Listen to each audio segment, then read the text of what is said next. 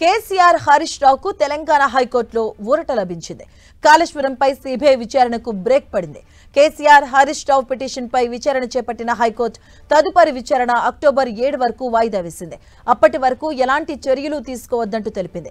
ఈ పిటిషన్లపై ప్రభుత్వం తరపున సుదర్శన్ రెడ్డి వాదనలు వినిపించారు. కాళేశ్వరం నివేదికపై అసెంబ్లీలో చర్చించామని కోర్టుకు తెలిపారు ఏజీ సుదర్శన్ రెడ్డి. సిబిఐ విచారణ జరిపించాలని ప్రభుత్వం నిర్ణయం తీసుకుందని తెలిపారు.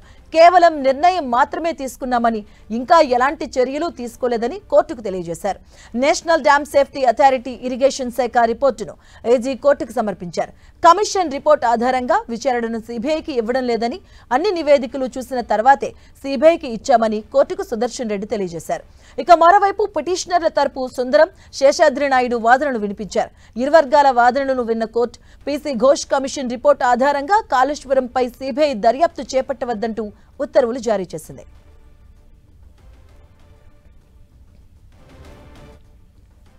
The Honorable High Court of Telangana today has posted the cases to 7th October for the cases to be heard, but till then has made it clear by a direction that no further action will be taken on the report of the Commission of Inquiry of Justice Ghosh.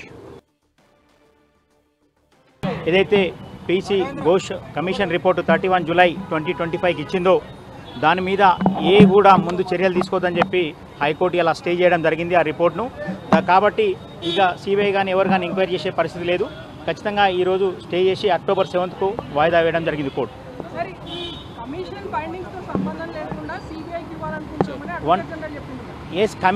కమిషన్నే ఏ చర్యలు ముందుకు తీసుకోవద్దన్నప్పుడు ఇంకా CBI అనేది క్వశ్చనే లేదు.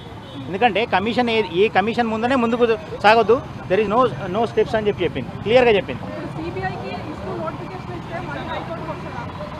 CBI దీని మీద ఈ report మీదనే రిపోర్ట్ నల్ అండ్ వాయిడ్ అనే మేము హైకోర్టులో రిట్ పిటిషన్ ఫైల్ చేసినాము. రిపోర్ట్ మీద ఏ చర్యలు తీసుకోవద్దని చెప్పింది కాబట్టి ఇంకా ఈ సిబిఐ అనేది పునరావృతం కాదు అనేది నేను అనుకుంటున్నాను. పీసీ ఘోష్ కమిషన్ నివేదిక ఆధారంగా తదుపరి చర్యలు నిలుపుదల చేసింది. కాబట్టి మా ప్రకారము సిబిఐ ఎంక్వైరీ కూడా స్టాప్ అయినట్టుగా మేము భావిస్తున్నాము. అలా కాకుండా దానికి భిన్నంగా ఏమన్నా జరిగిందనుకోండి, మేము కోర్టు ముందుకు మళ్ళీ పోతాము. ఈ విషయాన్ని కోర్టు ముందుకు మళ్ళీ తీసుకెళ్తాము. అన్యాయంగా, అసంబద్ధంగా, తర్వాత చట్టవిరుద్ధంగా, కోర్టు డైరెక్షన్లకు విరుద్ధంగా ప్రభుత్వం ఏదైనా చర్య చేసిందనుకోండి, మాకు వేరే మార్గం లేదు కదండి. మేము ఖచ్చితంగా కోర్టు ముందుకే ఈ విషయాన్ని మళ్ళీ తీసుకెళ్తాం.